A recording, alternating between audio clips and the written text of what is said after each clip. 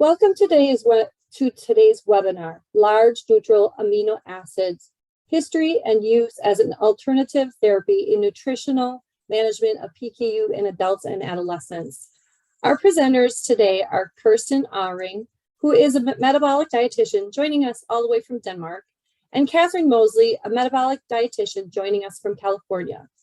We'll start it off with you, Kirsten, just because that's where it all started in Denmark. Take it away. Thank you very much for the invitation and welcome to everybody who is attending this webinar. I may have met some of you at the NPKU meeting in Oregon this summer. So anyway, I'm here to share my experience about the history behind and the use of large neutral amino acids, what I will refer to as LNAA, in PKU treatment and how it all started at the Kennedy Center in Denmark.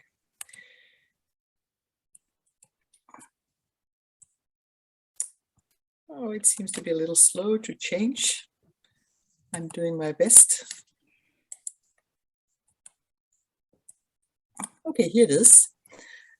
Just a very short introduction to how it all started with the PKU treatment. The first national clinic in Denmark was built in 1967. And it was money collected by very enthusiastic people who collected this money by selling postcards of the Kennedy couple. And before that happened, Jacqueline Kennedy, she had approved this by sending a letter with her personal signature, saying that it was a very good cause and she would support this. We still have that letter with the signature. So the Kennedy Institute was made, and all children with PKU in mainland Denmark was supposed to be treated there.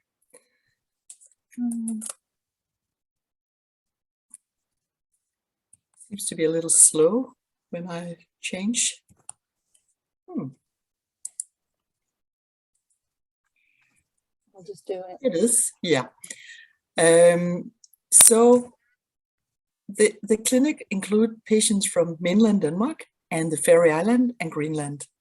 By now we have 400 and almost 500 patients from mainland Denmark. We have 15 patients in Faroe Island, and a few days ago we got one more in Greenland, so it actually doubled 100%. We went from 1 to 2 patients in Greenland, and that's the number of patients we are treating right now. So the Kennedy Center is still there, but it's no longer a national clinic for PKU. We moved into the main hospital, Copenhagen University Hospital, 4 years ago, and by now we have 476 early diagnosed and more than 300 patients over the 18 years of age. And additional, we have 50 late diagnosed PKU patients living in institutions around the country.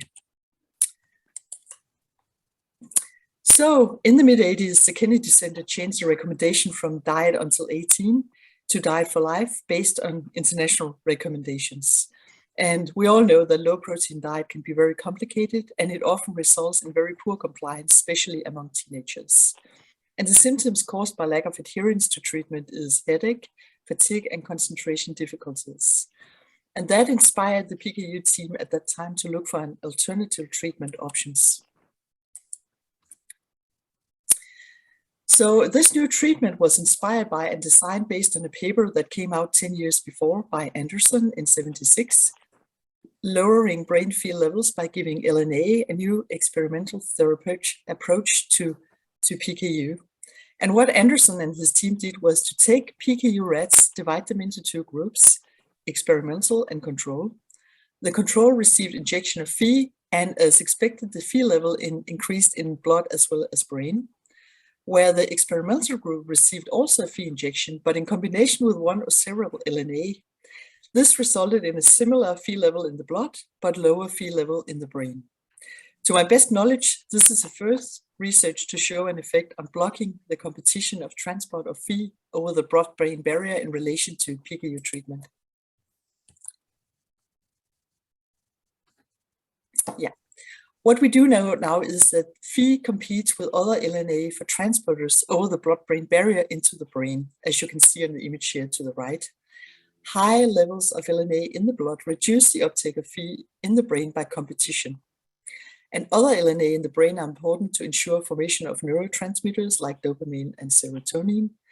And the Km values the lower it is, the higher the affinity, and that differs of the individual LNA crossing the LAT1, what is the receptor, into the blood-brain barrier. And as you can see, Phe has the highest affinity, which means it takes a lot to block it out from the brain. Yeah. So the initial research of LNA for PKU patient was done by Dr. Flemming Göttler and Dr. Hans Lau at the Kennedy Institute. And they contacted a small company called NILAB. Later on, the name became Pragolab, and that is still existing. There was a lot of questions to ask and to solve. What was the right dose? How to implement LNA in the PKU diet? Which Phe level should be allowed? And how to evaluate the treatment. One thing is to do research in rats, another thing is to do it on human, actually. So the first paper came out in '85, and from then on, a paper followed every year. And a lot of research projects was done at the patients at the Kennedy Center.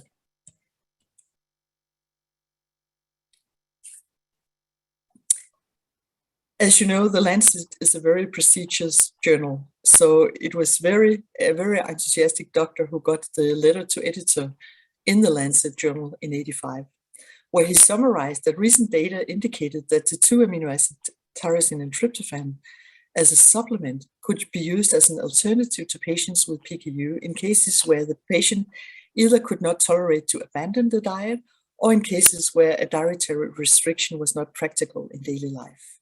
So this conclusion was based on a study done at the Kennedy Center of the effect of supplementing a free diet with tyrosine and tryptophan on vigilance and neurotransmitter synthesis. And the study's result was summarized in that actual paper. Then a year later, Flemming Göttler was the first author of the next paper about this. And it seems like the effect of the discontinuation of the diet in PKU on neurotransmitters was associated with impaired performance of neuropsychological tests, and that had been evaluated. So there was a connection here. If you had, high Phe levels, you will do poor in these tests and the other way around. And in some of the PKU patients, the performance on these tests was impaired after discontinuation of the diet, especially when the Phe values exceeded 1200 micromoles per liter. And the patient often would complain about lack of concentration and seems to be emotionally unstable. And then when they turned to a semi-free diet, a relaxed Phe restricted but enriched in tyrosine, this impaired neuropsychological and behavioral function, they appear to be reversible. And out from that, they concluded that it could be a potential different way to do the treatment if you supplement it with amino acid supplement instead of you, reduce the Phe.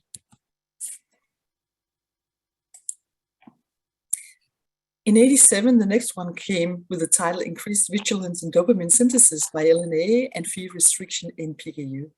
And here they compared two groups of patients. They had 9 patients on a low protein diet, examined for vigilance, and compared to 14 patients on a free diet, but supplemented with tyrosine, and the amount was 160 milligrams per kilo per day. And here they found an improvement on vigilance reaction time in all patients, a significant difference. And again, the conclusion here was that tyrosine treatment could be a potential alternative to the Phe-restricted diet. So this was '87, what is now, 35 years ago. And the year later, Jytte Biber Nielsen, who later became the head of department after Hans Lau at the center, Kennedy Center, she came out with a study with the title Effect of Dietary Tryptophan Supplement on Neurotransmitter Metabolism in PKU. So not tyrosine this time, but tryptophan that also has a high affinity for entering the brain. And she looked at 11 young adults with PKU that had been through a diet discontinuation, which resulted in a 100% increase of Phe in plasma and CSF. She found a significant decrease in concentration of 7 other LNAs, and also the CSF, the concentration of tyrosine and tryptophan was unchanged.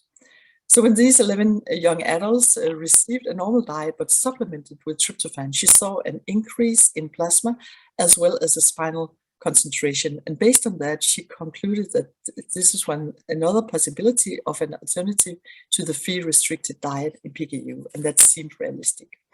So now they felt they had enough evidence to be brave enough to actually start it as a standard treatment, to offer it to all, I mean, at that time, teenagers turning 15, but later on, it became from 18 years of age, just to be sure that it was adults who made the decision themselves and not the parents. So, yeah.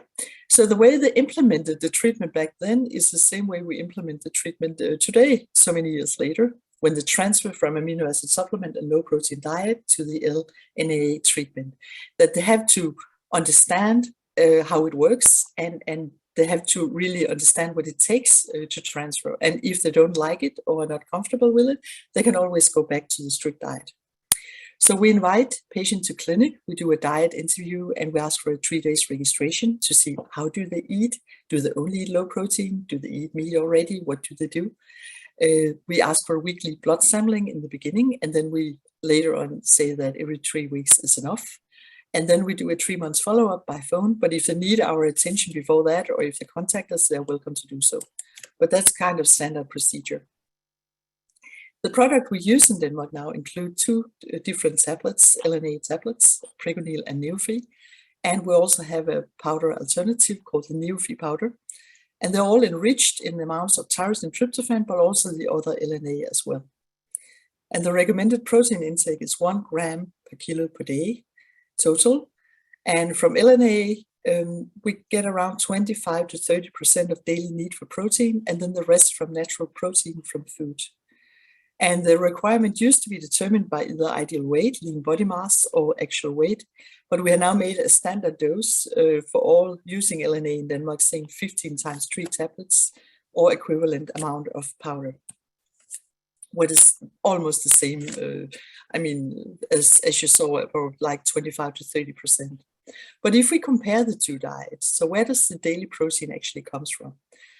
The first column here, you see the low protein diet and the amino acid supplement, where from food you get 20% of the daily protein intake and a very small controlled amount of feed, of course. And then from the amino acid supplement, you get up to 80% of the daily protein intake. I don't know, you call it probably medical food or medical formula. We always call it amino acid supplement, but it's same thing. So, and again, if the feed level here is too high, despite of the diet, LNA can be added as an extra protection for the brain, because the first treatment here, we only allow feed levels up to 600 micromoles per liter, according to the European guidelines. And then if we look at the alternative, the semi-free diet and LNA, from food we get 70 to 80% of the daily protein, which means a lot more feed, a lot higher level in the blood. And from LNA, only 20 to 30% of the protein intake.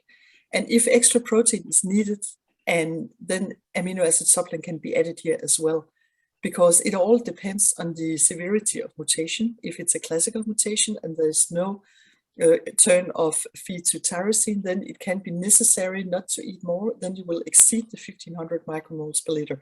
So that's a way to control it as well. But I mean, basically they can eat semi-free, and they supply with LNA for every main meal to make sure to take the tablet along with the meal so the feed doesn't get into the brain, but stay out in the bloodstream.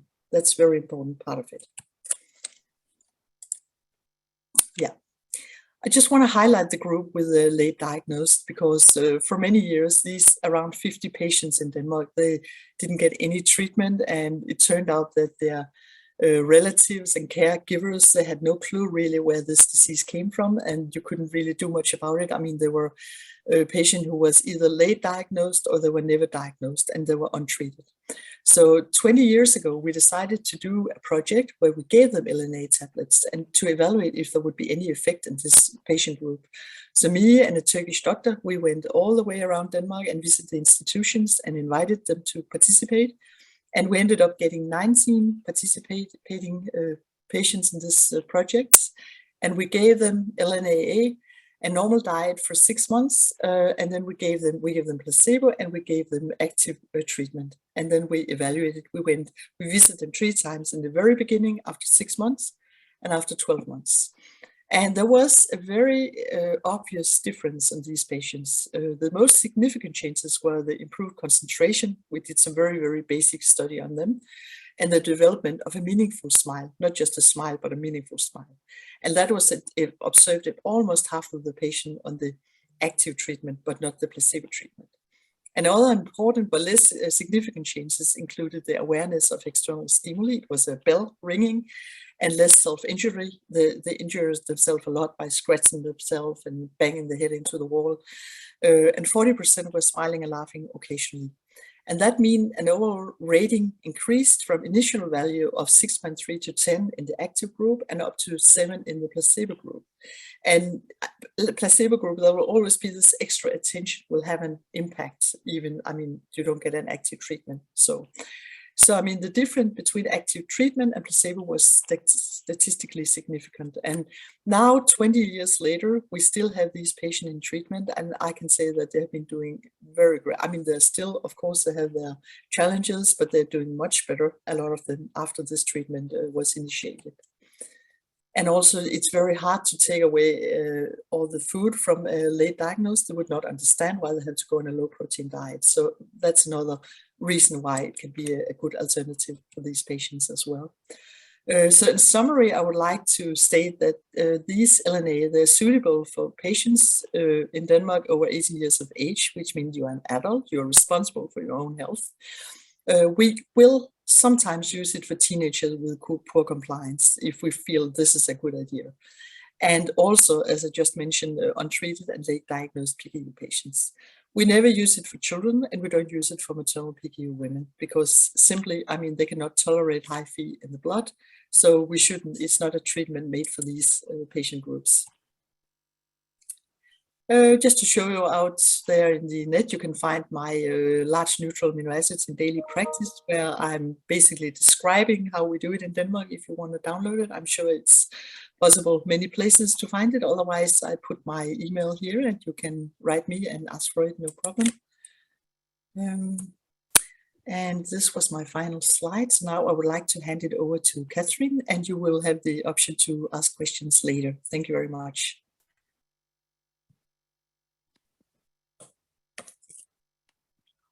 Thank you very much, Kirsten. I'm gonna try to get, oh, here I am. Okay, so I'd like to thank the National PKU Alliance for the opportunity to talk about our experience with the large neutral amino acids.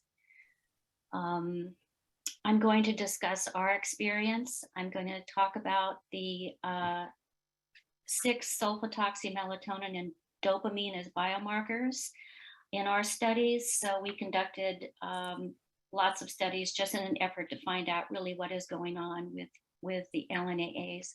Talk about the variation of blood Phe and neurotransmitters in individuals. One of my patients is going to do a short video about his experience and talk about our current study that's funded by the National PKU Alliance. So the first study we did with the large neutral amino acids, we brought the LNAs over in the year 2000. And what we did was replicate Pietz's study in Germany when he showed that giving large amounts of LNAAs lowered the blood Phe in the brain, looking at it through MRI, MRSs. So we've been using LNAAs for over 20 years here. So our first study, we had 6 adults. We did MRI, MRSs at baseline, 3 days later, 1 month, 6 months. They had a relaxed diet between 45 and 75 grams of protein. So you can see with the blood Phe, there's no significant changes in the blood Phe. There was an increase of tyrosine in the blood. There was an increase of tryptophan, and there was a downward trend on the brain-blood ratio, an observable 20% after 3 days, and then a significant decrease at 6 months. There was also improved behavior symptoms on self-reported checklist, headaches, depression, but it does not really tell us much and can't be used to monitor PKU because it's extremely problematic and costly. So as Kirsten was saying in her presentation, you know, what is going on? So it's well known in PKU that the high Phe levels in the blood reduce the tyrosine and tryptophan and all the other LNAAs from getting on the LAT1 or the transporter to the brain. And as you can see, the transporter becomes saturated with phenylalanine because of its high concentration in the blood. Other LNAAs cannot get on the transporter. Tyrosine and tryptophan are very important as they're precursors to dopamine and serotonin. So this is the goal with PKU. The transporter has all the needed LNAAs and no deficiencies in the brain. So nearly all of our PKU patients are on the LNAA and doing extremely well with blood Phe levels well above 600 or 10. We started treating those late diagnosed in institutions just like they did in Denmark in the early 2000s. We tried for years with a free restricted diet, but with their cook chill system, the low protein food was not palatable. With the introduction of the LNAAs, very little changes to the diet. We saw their behaviors improved and many were able to come off their psychotropic medications. We knew that the LNAs were working, but there's no way to really see what was going on as the blood Phe level did not significantly decrease. So the blood Phe level cannot really evaluate what's happening in the brain, which is why we desperately need other biomarkers, and the PKU diet is not a one-size-fits-all modality treatment. Each individual is very different, as you're going to see in this presentation. So our journey with the investigation of LNAAs really begins with one of our patients. His blood Phe levels since the age of 14 ranged around 25. He was on LNAAs, he was in honors classes at school, very athletic, no social issues, no bothersome symptoms related to PKU, got 100% score on his SAT for college, and came to clinic asking why his blood Phe levels need to be between 2 and 6, which is a valid question. So it took 10 long years to find a biomarker that could possibly provide some answers. So one way to evaluate the CNS neurotransmitter metabolism is a lumbar puncture, which they did in Denmark. That's done by a large needle taking fluid out from the spine, and based on the neurotransmitter studies with cerebral spinal fluid, dopamine and serotonin deficiencies were found in PKU individuals in the 1980s in Denmark. However, it's unreasonable and no way to monitor as it's extremely invasive. So this is the brain, and we will focus on the pineal gland, which is right here. Researchers are still learning about this gland. It was regarded by René Descartes, who's a French philosopher, scientist, and mathematician, as the principal seat of the soul, the third eye. It's called the pineal gland, as it's shaped like a pine cone. It's the size of a grain of rice. It's not isolated from the body by the blood-brain barrier, and it has profuse blood flow supplied from the cerebral artery. This gland synthesizes melatonin directly from serotonin. And we do know that it maintains circadian rhythm and regulates reproductive hormones, and melatonin is it's the only hormone that this gland produces and releases and comes directly from the brain. So a good place to find a biomarker. So this looks like a scary, complicated slide, but it's really not. So if you focus on serotonin at the top, this shows the metabolism of melatonin in the pineal gland. So this is going on in the brain. Tryptophan is taken up, is taken from the LAT1 transporter, and its metabolite after the brain comes out through the urine, which it's 6-sulfatoxymelatonin, which is released in the urine. So this is a metabolite directly from the brain. I'm going to refer to it as 6S melatonin just because it's such a tongue twister. So melatonin and 6S melatonin were measured in plasma and urine in our studies.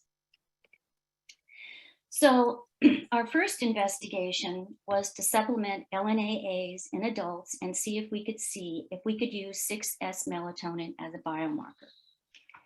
So we surmised that the 6S melatonin would be low in our PKU adults. If we gave LNAA, it would increase tyrosine and tryptophan, thereby increasing dopamine and serotonin, and we could use this biomarker to evaluate and intervene.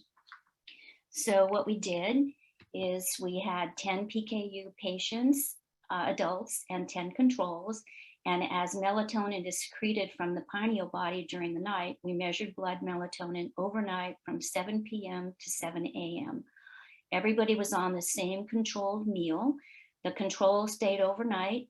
The PKU individuals came to the hospital for 3 overnight stays at the end of each phase, which we had washout, LNAA or placebo, washout, LNAA or placebo, and we took blood melatonin every 2 hours. We obtained plasma amino acids and first void urine at the end of each visit, and each phase was 3 weeks, and they were all on the same controlled meal.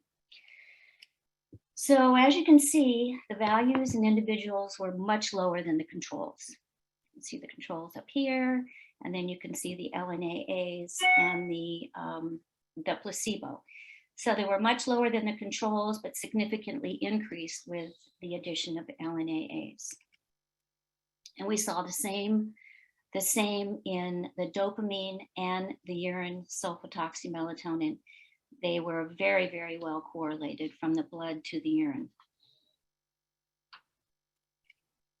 But there was no significant change in the blood Phe levels, indicating that the blood Phe levels cannot evaluate what is going on in the brain.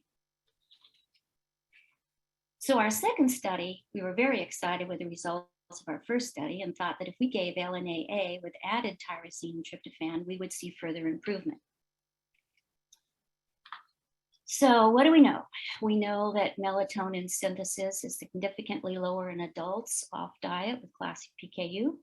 The evaluation of serotonin and dopamine metabolism in the brain may be possible by monitoring blood and urine melatonin and dopamine, and that LNAA therapy increased blood and urine melatonin levels, although they were still significantly lower than the controls. So our second study was to give LNAA and more tyrosine and tryptophan and hopefully further increase neurotransmitter metabolism. So what happened? Okay, so what we found was there's a threshold of uptake for tryptophan happening in 2 places. So this is the transporter here with saturated, this is the LAT1 trained to the brain, and it's saturated with tryptophan, so no more could get on. But then up in the brain level, this is the blood, this is the brain, the phenylalanine further inhibited the tryptophan hydroxylase, so no more could be metabolized.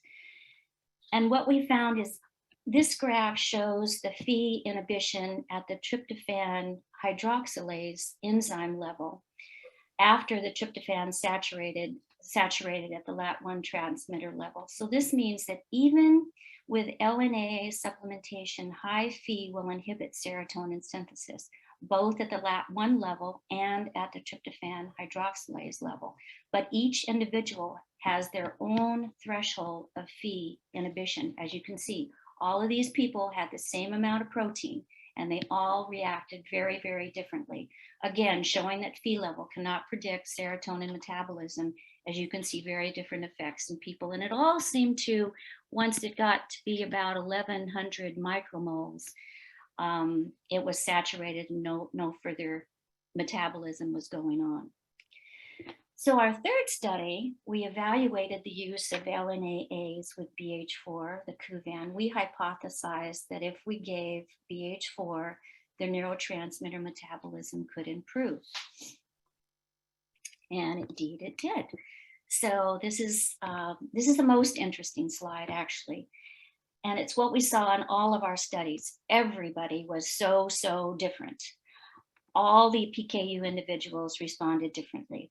So remember, all these subjects had the same amount of protein and the same dose of LNAA and the BH4, yet they all responded very differently.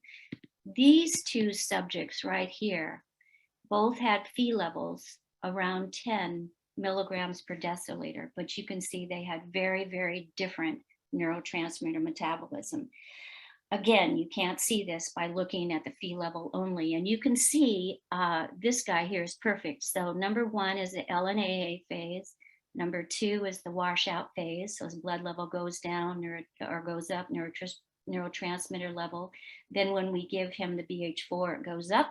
And then when we give him BH4 and LNAAs, his neurotransmitter metabolism increased even further. But this only happens to the responders.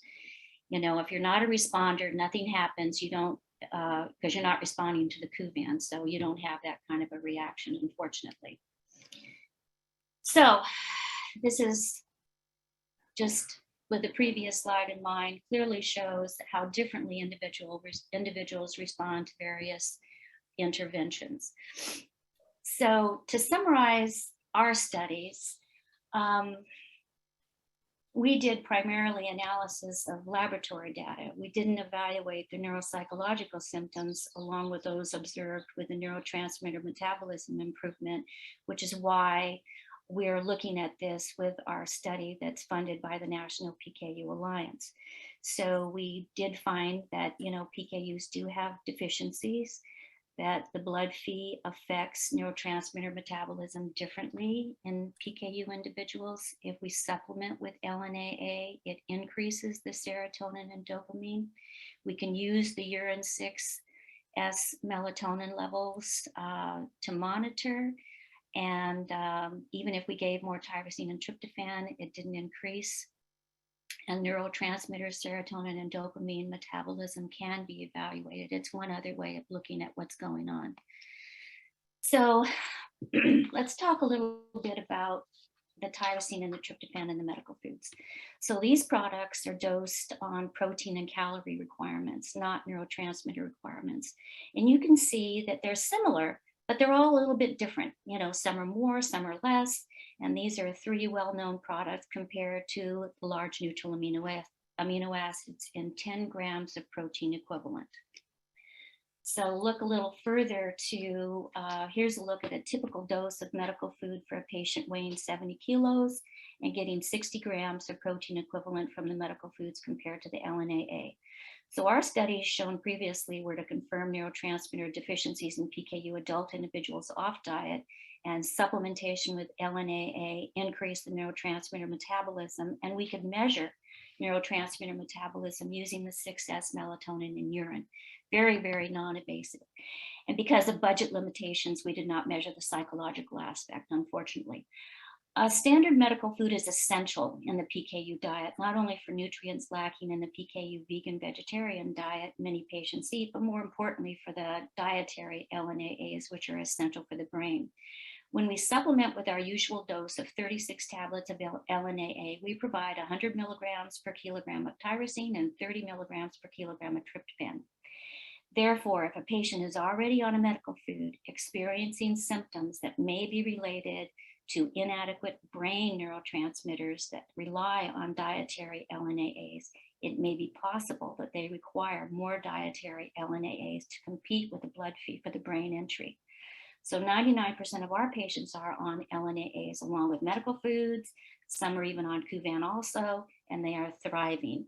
We do it a little differently here in the States. We get adolescent or an adult that's Phe levels are really high and they're not following the diet. We get a little concerned and we give them LNAA. And this rationale leads to our current study funded by the National PKU Alliance. So I'd like to introduce one of our patients, Casey, who's been on the LNAA since he was 14. He's now 30. He's graduated college, he has a great job, and he's been married now for 2 years, and he's having a very, very normal life. So let me see if I can get this. Oops. Okay, I gotta go back. Okay, here we go.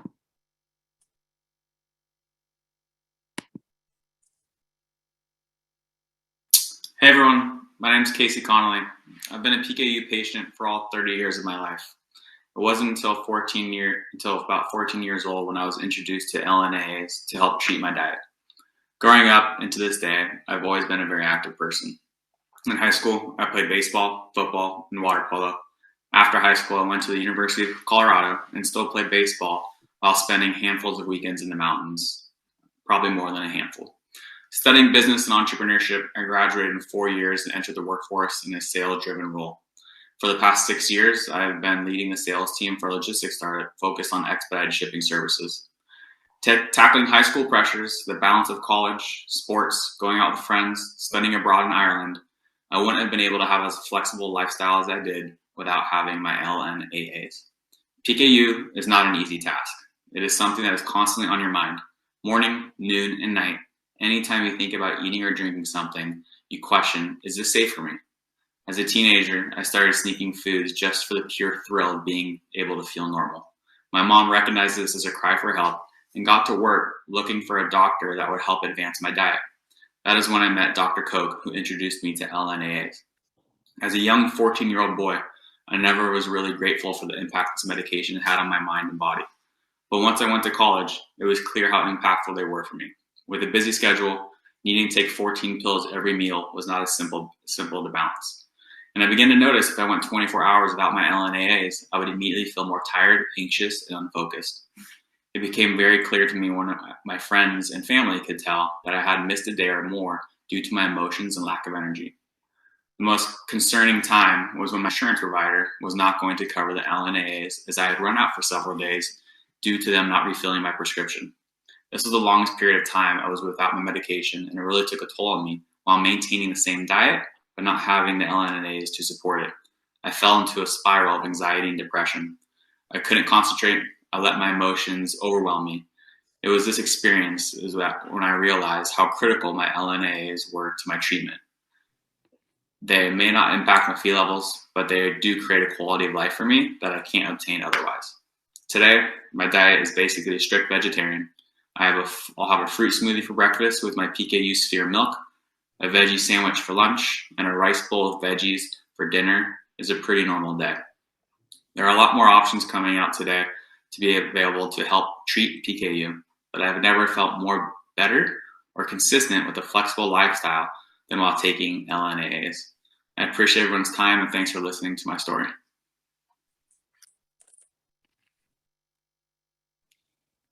He's so cute. Okay, so now I'd like to talk about our study that was funded by the National PKU Alliance. This is the missing piece needed measuring the psychological impact of the LNAAs. We lack the funding for doing this with our other studies. We know that some individuals with PKU experience symptoms related to PKU, such as fatigue, headaches, trouble concentrating, mood swings, anxiety, and depression, who are on the Phe-restricted diet and in relatively good blood control. And we're interested in looking at the impact of LNAA on these symptoms in these individuals in a very patient-centered study. So our hypothesis is that LNAA will improve the effectiveness of these symptoms. We have a very small N of 1, so N of 1 study. We're only having 6 individuals. Our outcome is that we have an assessment tool developed with a patient partner, a personalized symptom index, and that we will see a change between the placebo and the LNAAs. Okay. Okay, sorry, whoops, went too far. Okay, so these are our secondary outcomes. We're going to do CANTAB testing on the iPad for a neuropsychological test function. We're going to get urine on filter papers and plasma amino acids on blood spots, 3-day diet records, psychological general well-being index, quality of life, and an inattention subscale. This is the difference between the randomized control trial designs of a regular group control and a N of 1. So our study is an N of 1 study, and this is different from the usual randomized control design, which measures a group of individuals and estimates the average treatment. In the N of 1 trials, you're your own control, and you determine what's the best treatment for you with these treatment cycles. So our design is we have 3 cycles. We have 3 cycles of 3 weeks for each period for a total of 18 weeks. So it's an 18-week clinical trial. It's a blinded randomized study of active LNAA and placebo. Your diet will stay the same, and we will add LNAA tablets. We're recruiting nationwide for 3 male and 3 female patients. All the procedures are done from the patient's home. All the materials are provided to collect the data, the iPad, the blood spots, the filter papers. No data is shared with your current clinic. The research team will share the results with you at the end of the trial. and then you can choose who you want to share the results to. Together, we will determine the most effective treatment plan and no change in your usual care. Individual, we're just going to add on the LNAAs. So to be eligible, you have to live in the United States with a diagnosis of classic PKU, 18 years or older, 2 or more bothersome symptoms. You're on diet treatment only, and your blood level is between 6 and 15 milligrams per deciliter. So if you're a patient or you know anybody who wants to be eligible, you can contact me. And that is it. I thank you very much. And we open it up to questions. God, you did it on time too. So if you have any questions, put it in the chat.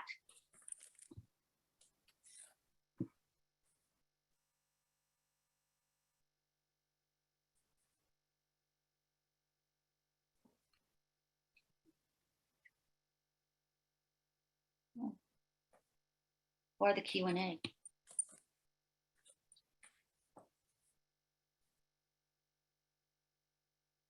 Okay, this question is for Kathryn.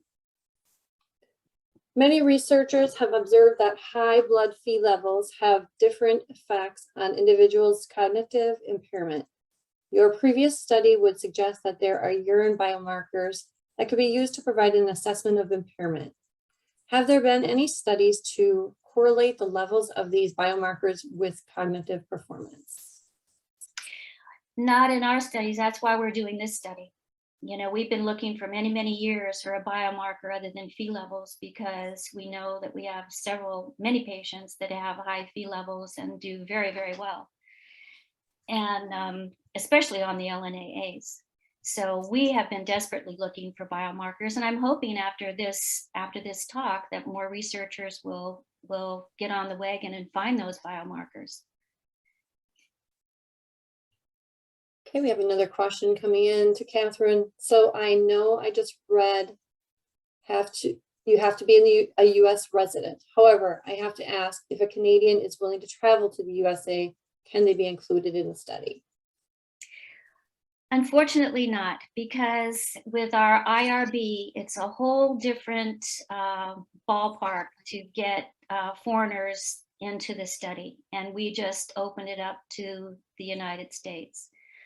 But this study is actually from someone from Canada who is on the LNAAs and responded very, very nicely. And we just don't have the psychological data, which is why we're desperately really wanting to see this study, get this study going. Okay. Do you anticipate LNAAs being a standard of care for younger patients in the future? I don't think we have enough, well, Kirsten, you can answer this too, but I just don't, we've only been studying it in adolescents and adults. And basically when those adolescents, stop following the diet and aren't going to do it, rather than, see them suffer, we go ahead and intervene with the LNAAs, and it seems to make a big difference. Our youngest was 13 years old, who was doing terrible in school and was hospitalized in like a psych unit or whatever. And we started giving LNAAs, and it was the teacher called the next day and said, "Oh my God, this is a changed kid."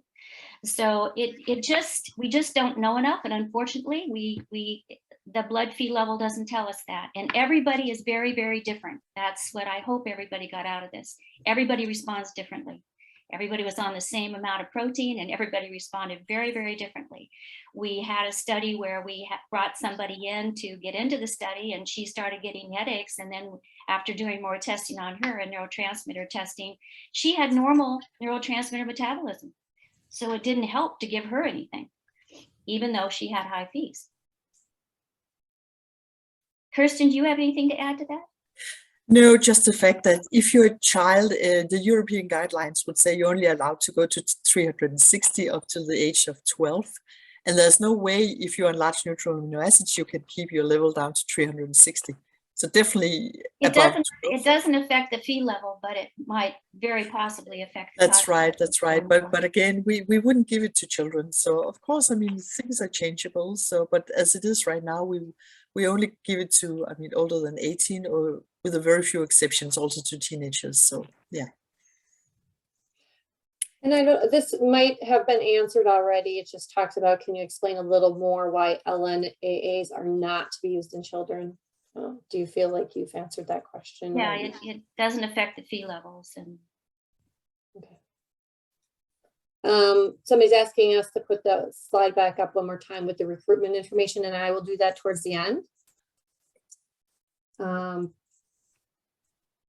Next question to Kirsten. Do you know the rate of acceptance in Canada and the US for the use of LNAAs? And how do we help bring this to our market? It's a question for me. are you talking about the United States? It's available in the United States. It's been available for over 20 years. Yeah, Okay, right. I'm not sure about Canada. Do you know anything about Canada, Kathryn? Oh, I think they have it in Canada. Yeah, they have it Okay. in Canada. Our patient is in Canada, or not our patient, but our one of our team members. Yeah, I think there's a sales office in the States as well, but I'm not familiar with your insurance policy. So Oh yeah, it's on the formulary. Been on for many years. Okay, well, maybe Tanya can reach out to you directly with more questions on that. I'm a parent of a young man with classic PKU who is off diet. Is LNAA treatment available to him? Definitely. Most of the studies I see are for people with uncontrolled or poor compliance. I understand the reason for this, but is the idea that once these possible treatments are identified, will they be made available to all PKUers? My son is only 12, so I realize he may be a few years off for being eligible for the LNAA treatment, but it doesn't seem right that he shouldn't be able to get this treatment when he is in control, as if people aren't in control get treatment, but those who are disciplined enough to follow the diet are treated like second-class citizens, ? Yeah. Unfortunately, you can't tell what's going on by the Phe level. You just really can't. And the studies that were done early on by Dr. Koch, were clear that, up until the age, I think he went to 12, from 2 to 10, that's how he had his group, 2 to 10, and now it's 2 to 6. And it's pretty impossible for a classic PKU to follow that diet throughout their life. And this was, what they noticed in Denmark, a small country, and were able to intervene and do something with the LNAAs. And unfortunately, you can't tell what's going on with the Phe level in the brain. And I would just, everybody's individual, and just look for those other biomarkers. And you are, in our study, you're your own control. So it's an N of 1, what works for you? And it has to be done on an individual basis because everybody's different. Okay.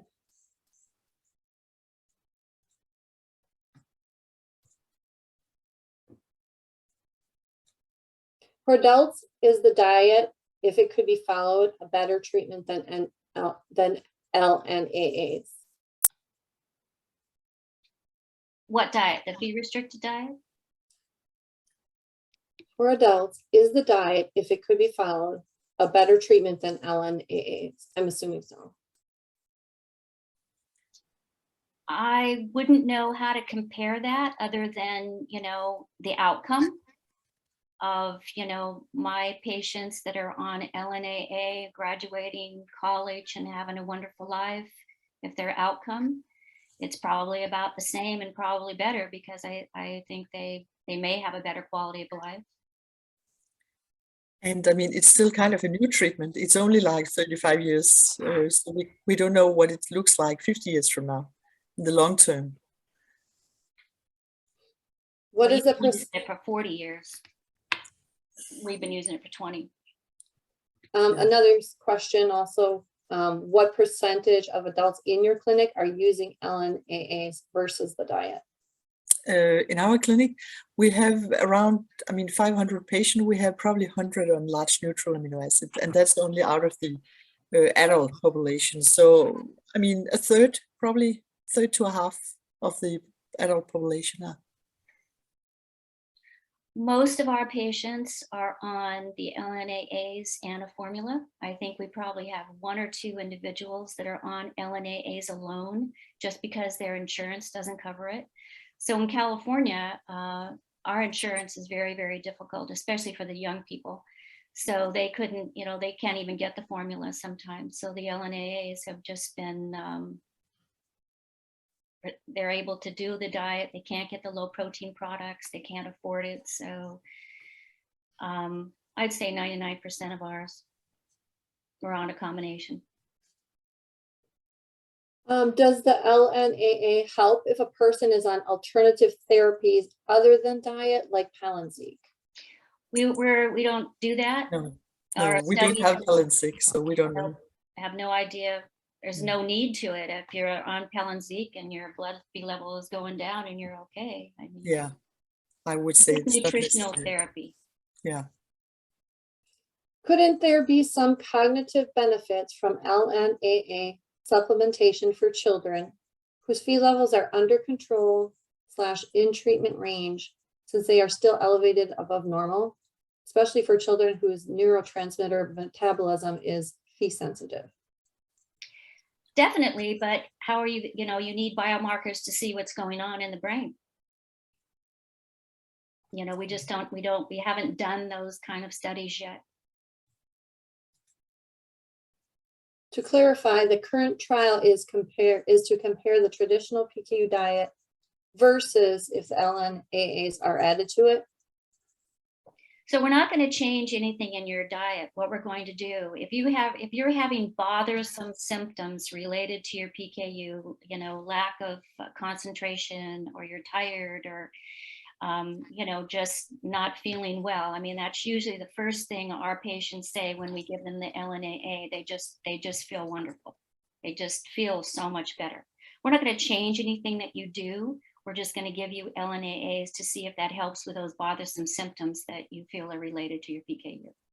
And there'll be placebo and LNAA in those 3 cycles. Is the Phe level in the brain more important than the plasma Phe? That I think is debatable.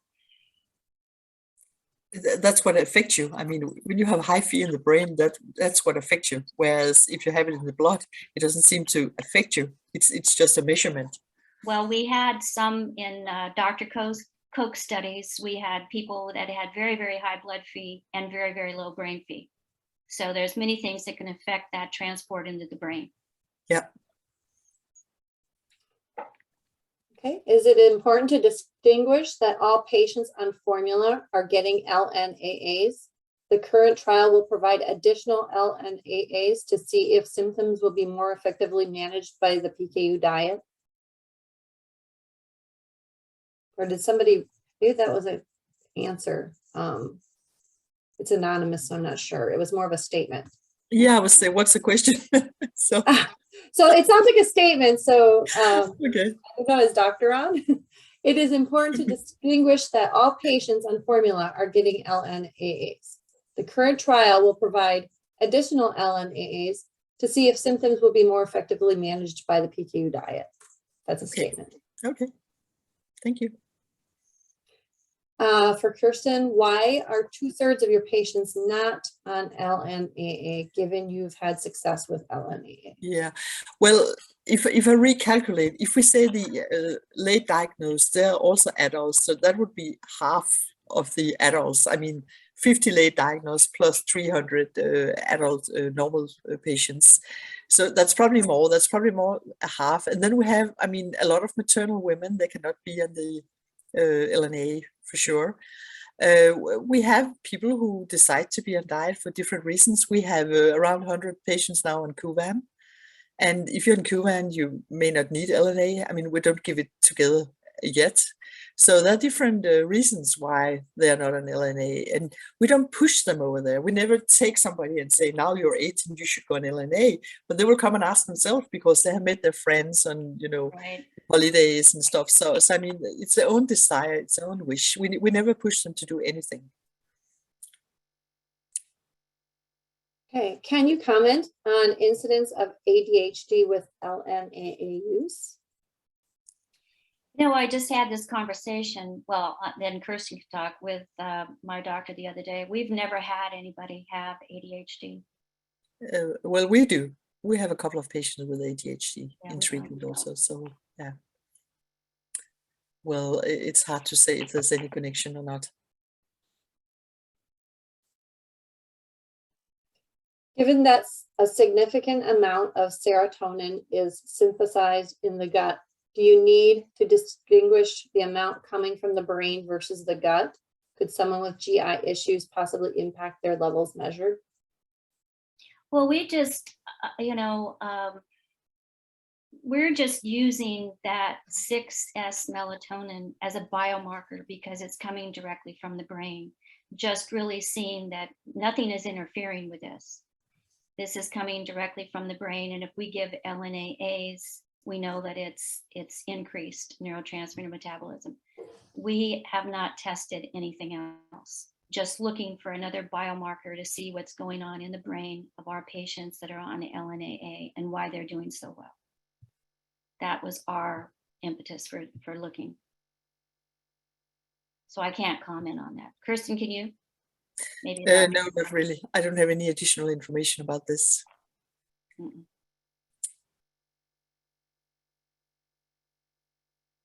How effective are serum tyrosine levels for monitoring?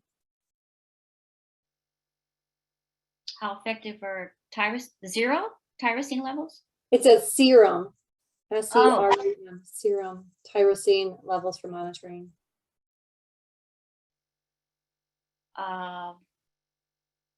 Monitoring what? It just says how effective are serum tyrosine levels for monitoring? What we monitor in our LNA patients, or in all of our PKU patients actually, is the ratio between tyrosine and tryptophan and phenylalanine. So maybe the ratio between Phe and tyrosine. Yeah, it's very common to use, and we Yeah. measure that. We always measure Yeah. tyrosine as well. Yeah. So yeah, it's effective. Yeah, it tells you something. I mean, what's the ratio? Is the tyrosine high? Does that mean that they were fasting or not? When did they have the last meal? I mean, things like that. Yeah. So yeah, I would say it's important. Or effective. Yeah. Well, and when you take the test also. Yeah.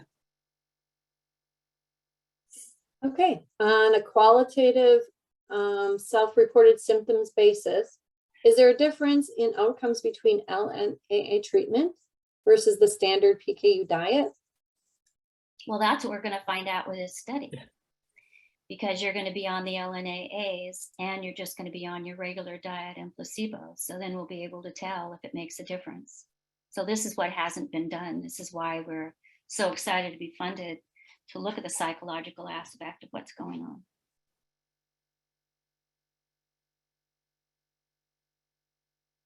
I think this is a typo. I think she's trying to ask, do you have patients with LNAA plus BH4? Yeah, we did a study on that. I presented it in this talk where we gave LNAAs and Kuvan, and there was increased neurotransmitter with the Kuvan and the LNAAs. Yeah, well, we had one patient because she went off the Kuvan again, so now she's only on LNA. We have several that are on both. Yeah. Reminder, this is being recorded and we will broadcast it on our Facebook page for the National PKU Alliance. So if you have any other questions and you want to go back to slides that Kathryn and Kirsten are noting, you certainly can do that. We do have time for a couple more questions I'll get, and then we will put up those slides that were requested. Let's see. given everyone seems to have a different relationship between their blood Phe and brain Phe, wouldn't it make for clinics to test every individual's melatonin or other biomarker in their urine to determine a more precise Phe tolerance? What would be the cost of doing this for one patient? Did you know that, Kathryn? I mean, it's not very expensive. as I No, understand, no, right? the test isn't very expensive at all. You know, we test all of our patients. As far as it becoming standard of care monitoring, I don't think we're there yet.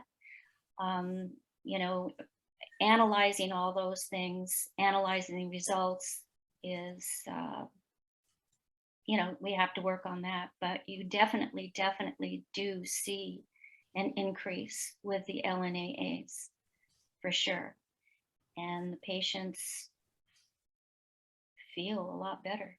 It's manageable, the diet. Okay, well, that's all the time we have for today. But if you do have further questions or to inquire on the study, please reach out to Kathryn Moseley. I'm going to now share my screen again so that you can have the information specifically on the study and then Kathryn's contact information. Thanks, everybody. Thank you.